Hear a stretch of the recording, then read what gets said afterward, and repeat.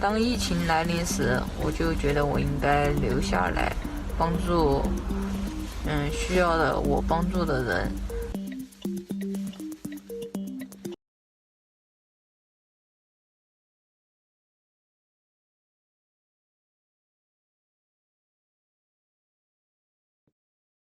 Halo semua, saya Fazri. Saya Luis Kevin. Saya Kavi. Baik, kita mulai diskusi kita hari ini tentang COVID-19 dan dampaknya pada penurunan permintaan transportasi online di 3 negara, yaitu Indonesia, Cina, dan Amerika Serikat.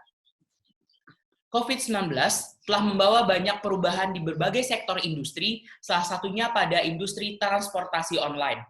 Work from home, social distancing, lockdown, atau bahasa kearifan lokalnya PSBB telah membawa penurunan yang signifikan pada permintaan layanan transportasi online di Indonesia yang dikutip dari katadata.co.id bahwa telah terjadi penurunan layanan terhadap transportasi online khususnya ojek online sebanyak 50%. Nah, bagaimana nih kondisi di Cina dan Amerika Serikat sendiri?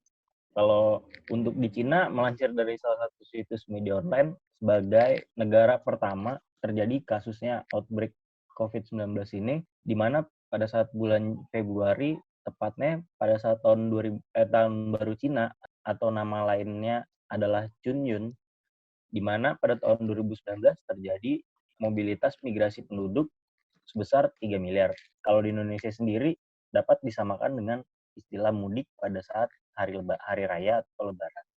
Nah, pada tahun 2020 ini, mobilitas tersebut turun hingga 50% mencapai 1,5 miliar penduduk. Sedangkan untuk jumlah volume kendaraan di beberapa kota-kota besar di Cina mengalami penurunan sebesar 52,4%. Dan jumlah kendaraan yang mengangkut logistik atau bahan-bahan lainnya mengalami penurunan sebesar 24,8%. Berarti penurunan antara Indonesia dan Cina hampir sama ya untuk layanan transportasi online-nya?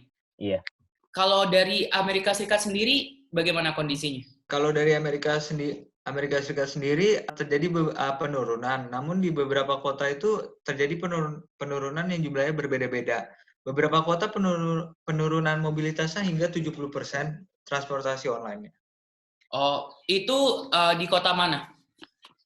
Di kota New York lebih tepatnya. Berarti di New York itu jauh lebih besar ya daripada keseluruhan di Indonesia dan Cina, yaitu sebesar 70%. Di negara tersebut tentu ada perusahaan-perusahaan besar yang mendominasi pasar transportasi online ini. Seperti di Indonesia itu ada 2 perusahaan besar, yaitu Gojek dan Grab. Dari datanya, dikutip dari Detik Finance bahwa telah terjadi penurunan rata-rata 17% jumlah pengguna harian dalam 1 bulan terakhir sejak diberlakukannya work from home. Nah, dari Cina dan Amerika Serikat, apa yang terjadi pada perusahaan-perusahaannya? Apakah penurunannya signifikan atau gimana? Dari Cina dulu.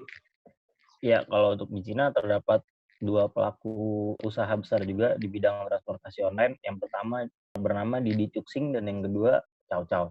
Nah, baik Didi maupun Cao Cao tersebut tidak memberikan keterangan mengenai berapa jumlah konsumen yang mengalami penurunan, baik persentase maupun angka-angka yang ada. Tapi para pengamat dapat menyimpulkan bahwa jumlah penurunan pengguna transportasi online baik Didi maupun Chuxing mengalami penurunan berkisar antara 50 hingga 80%.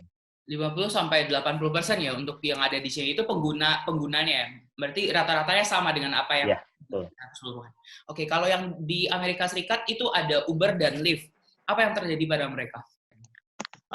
Di Amerika sendiri ada 2 perusahaan transportasi online yang terbesar, yaitu Uber dan Lyft. Nah, Uber dan Lyft ini melaporkan dari data mereka bahwa terjadi penurunan sebesar 40% permintaan mereka. Hal ini didasari menurut saya karena tidak semua orang Amerika Serikat menggunakan transportasi online. Dia memiliki banyak public transport yang lain yang bisa mendukung mobilitas selain transportasi online. Oh, oke. Berarti kalau di Cina mungkin di Amerika Serikat sendiri mungkin ada alternatif lainnya ya untuk transportasi ini. Oke, dari dampak penurunan tersebut apa yang dilakukan pemerintah Amerika Serikat dan Cina sendiri untuk menanggulanginya karena ini merupakan dampak bersama kan. Kalau di Indonesia itu ada kebijakan melalui OJK, yaitu Peraturan Nomor 11 Tahun 2020 tentang penundaan untuk pembayaran asuransi kendaraan bermotor. Nah, kalau di Cina sendiri, apa yang dilakukan pemerintah? Kebijakan apa yang mereka keluarkan? Ya, pemerintah Cina sendiri tidak menanggapi apapun terkait COVID-19 ini, baik dari skema pinjaman kepada pengemudi online transportasi tersebut maupun dari segi bantuan. Tetapi pemerintah lokal memberikan permintaan sebanyak 6.000 taksi kepada perusahaan-perusahaan tersebut untuk menjadi tenaga bantuan darurat untuk mengantarkan pasien yang positif corona maupun untuk mobilitas terhadap tenaga medis yang ada di beberapa kota-kota yang ada di Cina seperti Wuhan. Oke, itu yang terjadi. Berarti pemerintahnya tidak terlalu memberikan kebijakan yang dapat meringankan stabilitas finansial dari driver mereka. Iya, benar. Kalau dari Amerika Serikat sendiri, apa yang dilakukan pemerintah di sana? Kalau dari Amerika Serikat sendiri, pemerintah pusatnya memang tidak mengeluarkan kebijakan apapun ya yang terkait transportasi online ini. Mungkin mereka lebih fokus pada hal lain. Nah, cuman dalam hal Amerika ini yang melakukan bergerak itu adalah perusahaan-perusahaan sendiri seperti Uber dan Lyft. Okay. Mereka mengeluarkan beberapa kebijakan kayak memberikan bantuan finansial maupun desinfektan dan lain-lain. Apa kebijakan yang dilakukan perusahaan-perusahaan yang ada di Amerika Serikat? Seperti Uber, dia memberikan bantuan finansial selama 90 hari kepada mitra pengemudi mereka.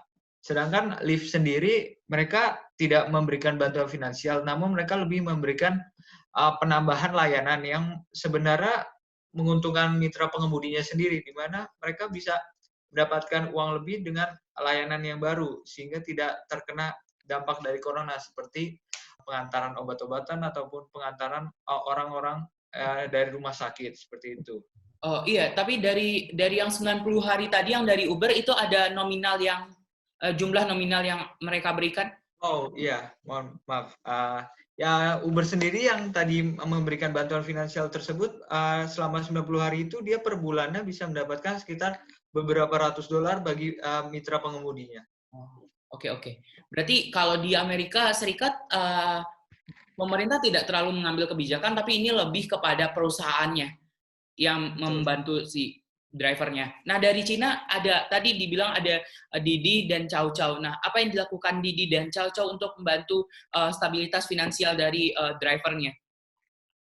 Ya, untuk stabilitas finansial kepada drivernya sendiri atau pengemudi online-nya, mereka tetap membayar penuh semua driver maupun pengemudi online yang ada di Cina tersebut, baik yang dirumahkan maupun tidak. Meskipun pendapatan mereka tergolong mengalami penurunan yang signifikan, mereka dapat menutupnya dengan cara bekerja sama dengan beberapa perusahaan di bidang leasing maupun dia mengajukan pinjaman kepada bank yang ada di sana. Namun, bank juga menanggapi terkait adanya banyak pinjaman dari beberapa perusahaan di Cina tersebut, dan bank juga akan tetap selektif meskipun adanya wabah COVID-19 ini. Oh, berarti kalau di Cina mereka lebih mencoba untuk meminjam uang dari berbagai lembaga leasing atau bank untuk bisa membantu para drivernya. Seperti itu. Iya, betul. Ya, berbeda kalau di Indonesia sendiri kita lihat ya dari dua sisi perusahaan besarnya ada Gojek dan Grab. Kalau mereka memiliki perbedaan pada saat menolong stabilitas finansial dari drivernya. Kalau dari Gojek itu mereka melalui Yayasan Anak Bangsa Kita atas nama programnya yaitu Dana Bantuan Mitra, mereka mengumpulkan dana dari 3 sumber. Yang pertama yaitu 25% dari gaji manajemen senior mereka akan disalurkan untuk membantu drivernya. Kemudian rencana kenaikan gaji karyawannya itu nominal kenaikannya akan disumbangkan juga ke drivernya, dan yang terakhir yaitu hibah dari berbagai kalangan. Nah, itu kalau dari Gojek. Kalau dari Grab mereka ada namanya bantuan untuk menjaga stabilitas finansial dari drivernya yang bernama program bantuan mitra.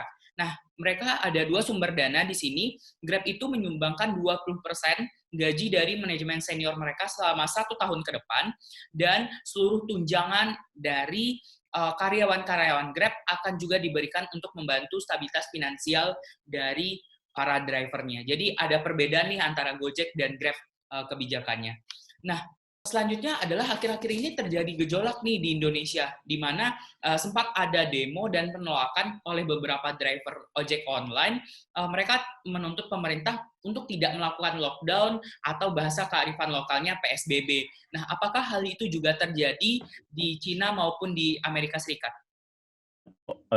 Kalau di Cina sendiri, baik pengemudi maupun perusahaan tidak ada laporan mengenai adanya protes di kota-kota manapun yang ada di Cina. Terus kalau dari Cina sendiri, apa tanggapannya terhadap hal yang telah dilakukan di Indonesia ini dibandingkan dengan yang Sebelum saya menjawab mengenai tanggapan yang ada di Indonesia, saya ingin menambahkan sedikit. Di Cina sendiri, perusahaan maupun pengemudi transportasi online tersebut tidak mengalami protes ya.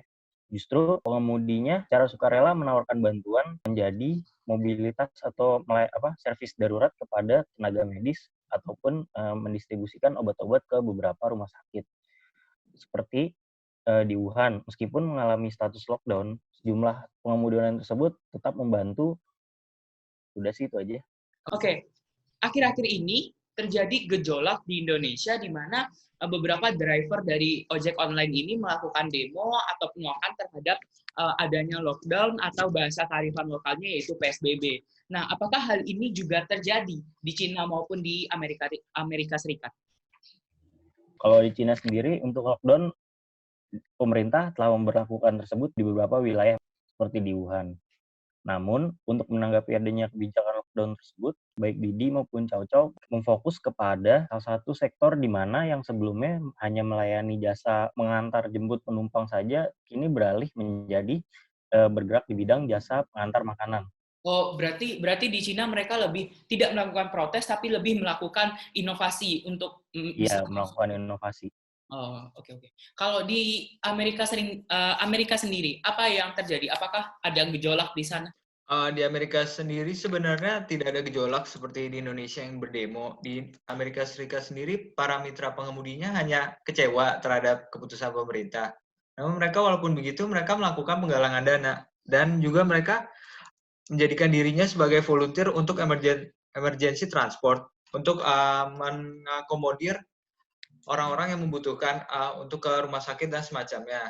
Dan juga di Amerika dengan waktu-waktu seperti ini muncul banyak inovasi seperti yang kayak di Cina tadi, layanan baru seperti layanan pengantaran obat ataupun pengantaran staf rumah sakit ataupun pengantaran orang yang membutuhkan ke rumah sakit dan sebagainya. Oh, berarti mereka lebih sama ya? Mereka lebih melakukan inovasi daripada harus protes sana-sini ya kepada pemerintah. Ya, betul. Oke, itu yang terjadi kondisinya di Indonesia, Cina, dan Amerika Serikat. Nah, selanjutnya di sesi terakhir ini, apa sih yang bisa dipelajari dari Cina dan Amerika Serikat dalam menanggapi COVID-19 ini, khususnya pada transportasi online? Ya, kalau untuk di Cina sendiri, menanggapi terkait respon dari beberapa perusahaan di Cina, perlu dicontoh oleh negara-negara lain seperti melakukan inovasi. Di mana salah satu perusahaan besar di Cina, Didi Chuxing itu, dia melakukan inovasi yang tadinya dia bergerak di bidang transportasi jasa mengantar jemput penumpang, beralih menjadi mengantar jemput jasa pengantar makanan.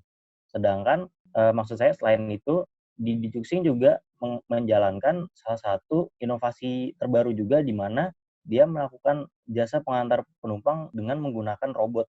Nah, hal itu dapat membantu menambah pemasukan yang ada untuk perusahaannya tersebut. Kalau untuk di Indonesia sendiri, baiknya masyarakat yang ada di Indonesia ini tidak menghilangkan stigma negatif atau stigma berlebihan terhadap virus COVID-19 tersebut. Dan juga masyarakat maupun pengemudi online yang ada di Indonesia harus saling bahu-membahu untuk mengurangi adanya virus COVID-19 ini. Oke, berarti sama ya, berarti lebih melakukan inovasi ya daripada protes yang telah kita bahas sebelumnya. Nah, dari Amerika Serikat sendiri, apa yang bisa dipelajari Indonesia, yang bisa diterapkan di negara kita? Dari Amerika Serikat sendiri sebenarnya bisa dilihat dari bisa dilihat dengan perusahaan-perusahaan mengeluarkan kebijakan tanpa menunggu pemerintah yang bergerak, sehingga mereka lebih duluan tidak menunggu kebijakan yang ada. Kalau Indonesia sendiri kan mereka sebenarnya semua perusahaannya malah menunggu kebijakan dari pemerintah kan. Dan juga di Amerika Serikat sendiri yang bisa dipelajari itu orang Indonesia harus lebih mentaati aturan yang dikeluarkan pemerintah, karena itu kan sebenarnya aturan social distancing dan segala macamnya itu kan untuk mengurangi penularan corona lebih jauh lagi, dan juga tidak menganggap enteng masalah corona ini, karena dari kasus di Amerika banyak orang yang menganggap enteng dan menjadi jalan-jalan kemana-mana dan membuat penyebaran semakin parah. Oh, berarti kalau dari Amerika Serikat sendiri, pertama adalah inisiatif dari masing-masing perusahaan, dan juga kalau bisa kita gabungin antara Cina dan Amerika Serikat, takut boleh tapi jangan berlebihan ya, seperti itu. Iya, betul. Oke, ini adalah akhir dari sesi diskusi kita pada hari ini tentang COVID-19 dan dampaknya pada transportasi online. Terakhir, bagaimana dalam kondisi tertekan ini kita tetap bisa menjadi manusia, dan bagaimana dalam kondisi yang sangat sulit ini kita mampu berinovasi untuk bisa melewati semua masalah yang ada. Terima kasih atas perhatiannya. Kami mau undur diri. Stay safe, stay at home. Jangan lupa patuhi aturannya dan jangan lupa cuci tangan sebelum makan. Dah.